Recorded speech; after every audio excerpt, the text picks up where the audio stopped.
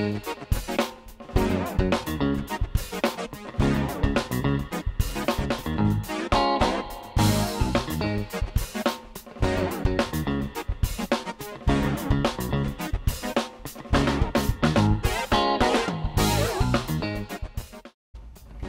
dragilor, mă bucur să ne revedem la o nouă rețetă pe canalul de YouTube. Astăzi o să facem împreună ceva super delicios, dar și sănătos. Vom face niște biluțe energetice sau bomboane de ciocolată, dar sănătoase.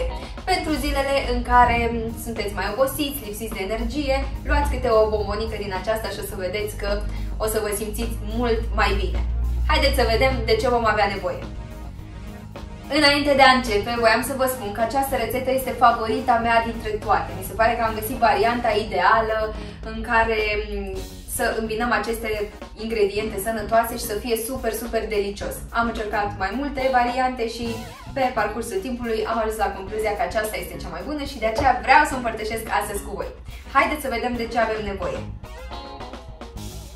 Pentru rețeta de astăzi vom avea nevoie de 100 de grame de caju crud, 30 de grame de unt de cocos, 30 de grame de unt de arahide, 15 curmale, le vom scoate sângurele, și 60 de grame de cacao. Iar apoi puteți să vă jucați, să puneți esență de vanilie sau scorțișoară. Mie îmi place mai mult cu esența de vanilie.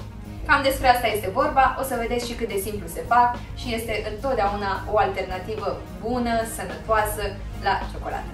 Prima dată vom mărunți cajul în blender, după care vom mărunți curmalele. Și apoi vom pune toate ingredientele în bol, le amestecăm și cam mai e rețeta. Deci, caju în blender.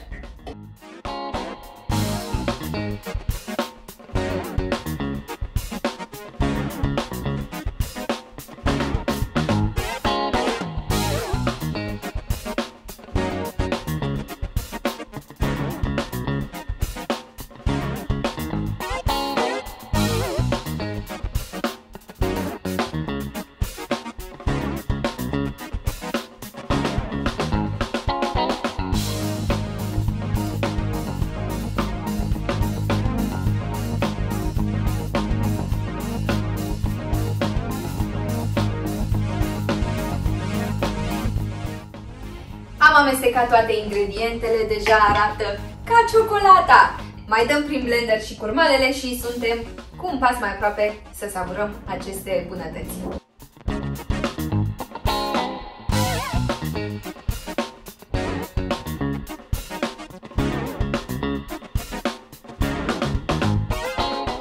Am mărunțit și curmalele, amestecăm bine totul, iar apoi ne apucăm să formăm biluțele, pe care o să le rostogolim prin cacao. Sau puteți să le dați prin nucă de coco sau nuci măcinate, ce doriți dumneavoastră. O să ne murdărim puțin pe mâini, să știți. Ne apucăm să formăm biluțele. Luăm un pic de cantitate pe mână,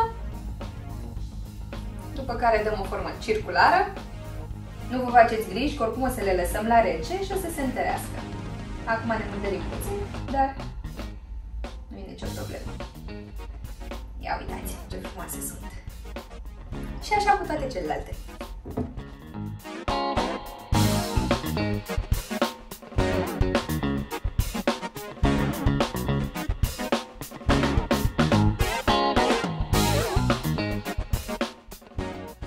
Avem exact 13 biluțe, unele tăvălite prin cocos, altele prin cacao. O să le dăm la rece pentru 20 de minute și după aia putem să le savurăm. Le-am lăsat la rece și acum facem plating-ul.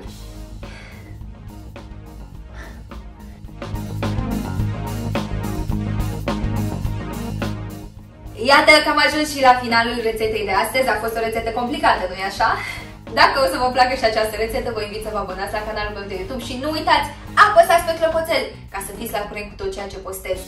Și bineînțeles, împărtășiți rețeta cu persoana cu care v-ar plăcea să o savurați. Ne vedem data viitoare! Poftă bună!